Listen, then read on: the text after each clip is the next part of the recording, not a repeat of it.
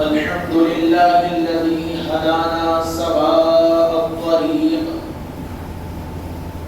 وجعل لنا التوفيق خير رفيق، ونشهد أن لا إله إلا الله وحده لا شريك له، ونشهد أن سيدنا ونبينا ومولانا محمدا عبده ورسوله، والصلاة والسلام على رسوله محمد وعلى آله وأصحابه وأهل بيته وأولياء أمته وعلماء ملته وذريته أجمعين، أما بعد، فيا أيها الناس توجهوا إلى قول الله تبارك وتعالى: إنه قال في القرآن المجيد والفرقان الحميد: لا أقسم بهذا البلد وأنت حل بهذا البلد.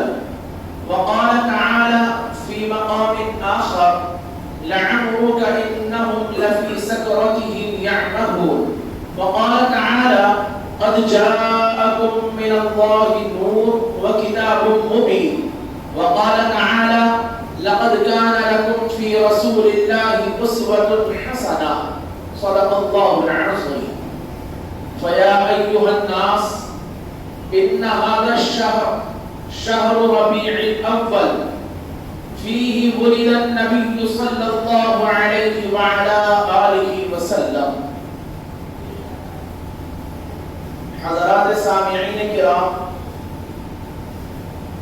احسان ہے اللہ تبارک و تعالی کا عظیم ترین کہ اس نے ایک مرتبہ پھر وہ مبارک اور سعادت والا مہینہ عطا فرمایا ہے کہ جس میں جناب محمد رسول اللہ صلی اللہ علیہ وآلہ وسلم کو پیدا کیا گیا، مبعوث فرمایا گیا، انسانیت کے اوپر انعام بھیجا گیا، وہ شخصیت عظیمہ کہ جس کی پیدائش کے لیے، جس کی نبوت کے لیے، جس کی رسالت کے لیے اللہ تبارک و تعالی نے عہد و پیمان کیا عالم ارواح کے اندر، وہ نبی محترم سید الانبیاء جناب محمد مصطفیٰ صلی اللہ علیہ وآلہ وسلم اسی مبارک مہینے میں، ربیع الاول کے مہینے میں اس دنیا کے اندر مبعوث کیے گئے اور جلوہ بار فرمائے گئے۔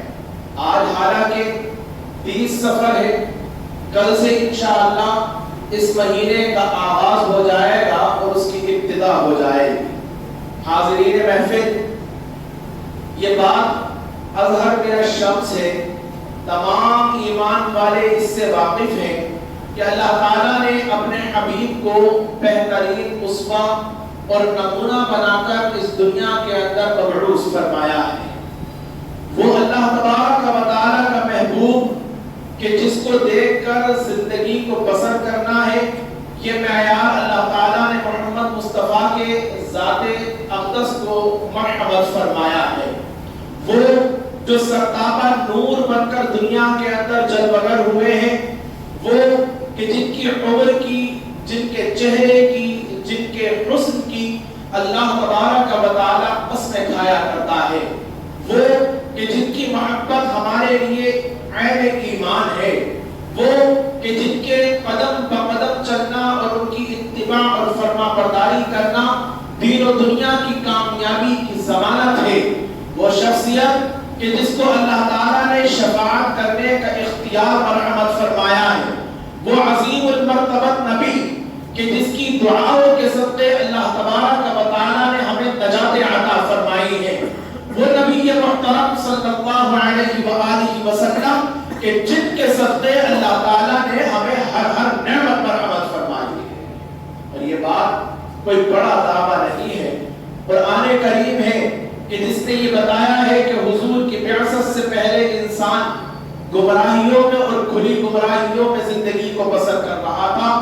یہ تو اللہ کا بڑا احسان ہوا ہے کہ اس نے ہمارے درمیان نبی محترم صلی اللہ علیہ وآلہ وسلم کو جلوہ بار فرما دیا ہے۔ حاضرین محفل، آج کسی ایک خاص موضوع کے اوپر آپ کے سامنے گفتگو کرنا مقصود بھی نہیں ہے، بلکہ حضور اکرم صلی اللہ علیہ وآلہ وسلم کی زندگی کے وہ سارے پہلو کہ جن کو لے کر حضور کو اس دنیا کے اندر مبعوث کیا گیا ہے، ضرورت اتنی ان کو پڑھنے اور ان کو سننے کی نہیں ہے جتنی ضرورت اس بات کی ہے کہ اس کو عملی جامہ بھی پہنایا جائے۔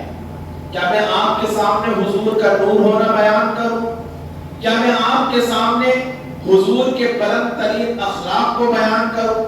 کیا میں آج آپ کے سامنے حضور کی یتیموں، مسکینوں اور بیواروں، مفلسوں اور غریبوں کے ساتھ جو مدد ہوتی ہے اور کی جاتی تھی اس کو بیان کروں؟ حضور کی ہمدردیوں کو بیان کروں؟ کس کس چیز کو ان کے زندگی کے پہلو کے اوپر بیان کیا جائے؟ لیکن اگر ضرورت ہے تو اس بات کی آئیے یہ عہد کریں کہ اس مبارک مہینے کے اندر فقط جشن آمد محمد مصطفیٰ نہیں منایا جائے گا، فقط اس کی خوشی کا اظہار نہیں کیا جائے گا۔ ہاں، خوشی کا اظہار کرنا ایمان کا تقاضا ہے، لیکن فقط اسی کے اوپر اپنے آپ کو روکا نہیں جائے گا۔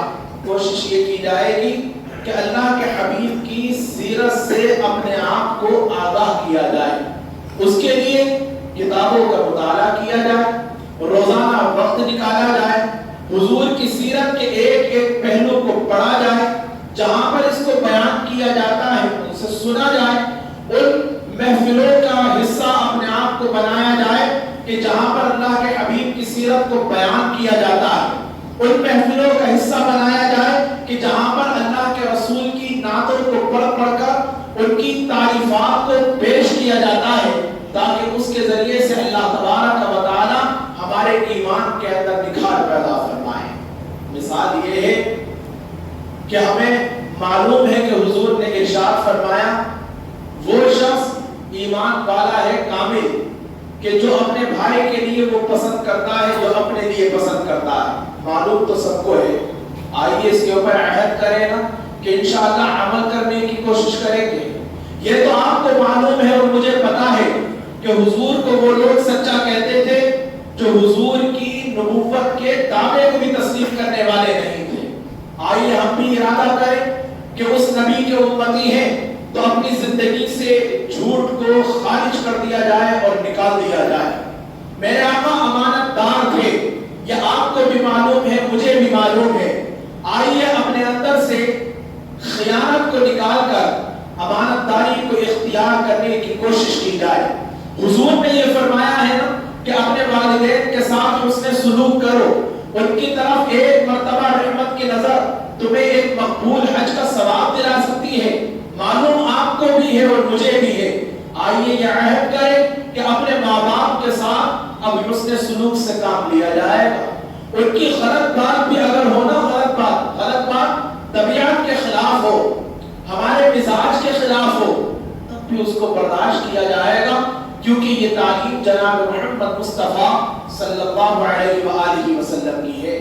میرے آقا نے فرمایا آپ کو معلوم اور مجھے معلوم کہ وہ شخص کامل مومن نہیں ہو سکتا کہ جس کے شر سے اس کا پڑوسی محفوظ نہ ہو۔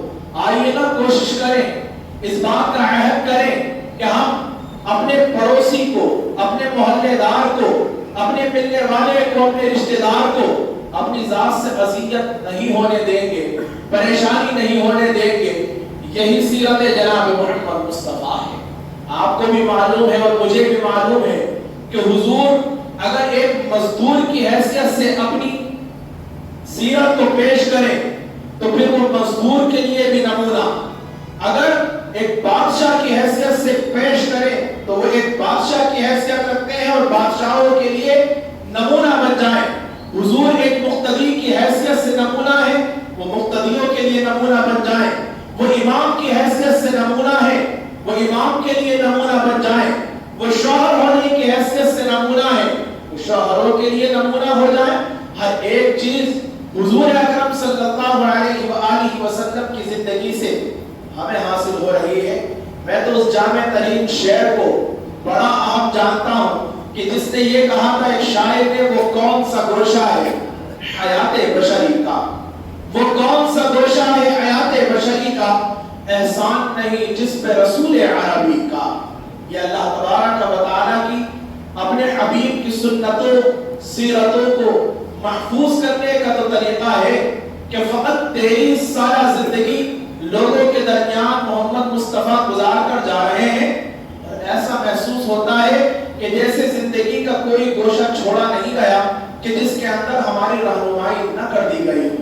ہر ایک واقعہ مل جاتا ہے, حضور کا فرمان مل جاتا ہے, ہر موضوع کے اوپر کوئی نہ کوئی جزئیہ ہمیں حاصل ہو جاتا ہے. جب سب کچھ حاصل ہو گیا ہے تو فقط اس کو عملی جامہ پہنانے کی دیر ہے.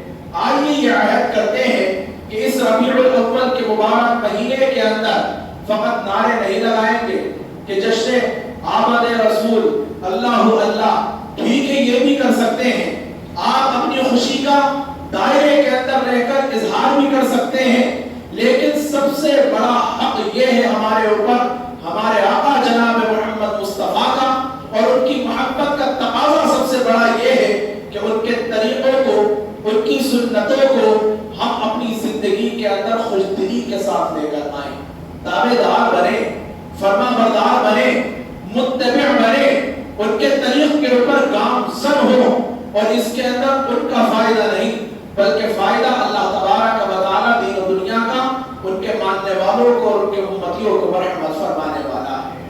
حاضرین محفل, ابھی آئیں گے اور جمعے کہ جس کے اندر انشاءاللہ ایسے موضوعات کا انتخاب کیا جائے گا کہ جس کی ضرورت اس وقت ہمارے معاشرے کے اندر بہت ہے, اور اللہ کے حبیب نے اس کے بھی بہترین نمونے, بہترین مثالیں ہمارے سامنے پیش کر دی ہیں.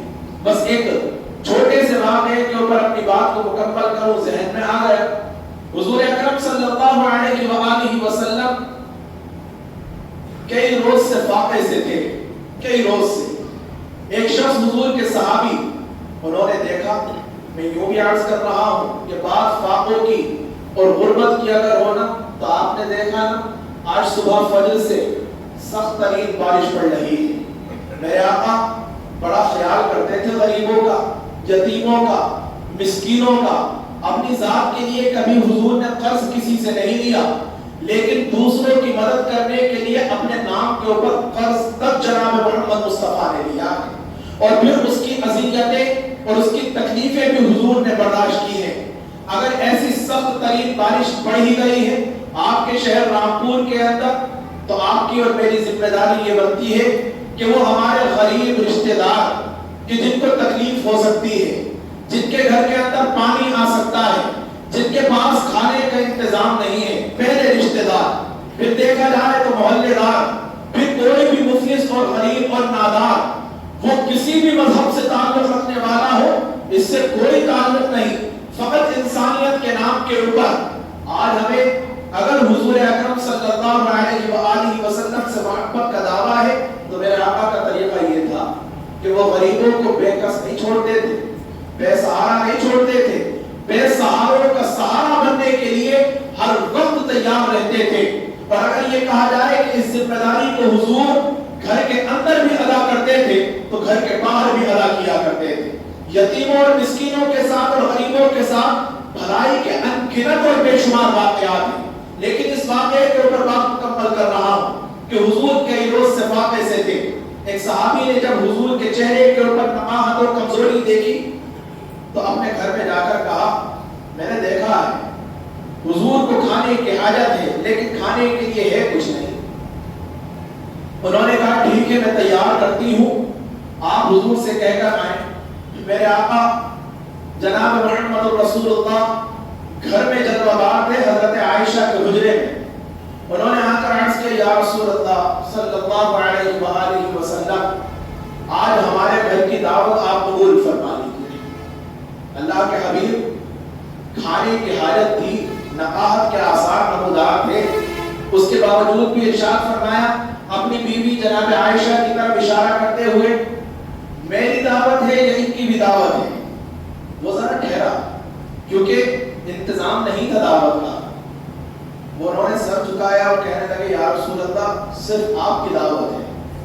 فرمایا بھائی اکیلے ہم دعوت قبول نہیں کریں گے کیونکہ بیوی کی ذمہ داری ہمارے اوپر ہے. ہم خود تو کھا لیں اچھا اور بیوی گھر کے اندر فاقے سے ہو.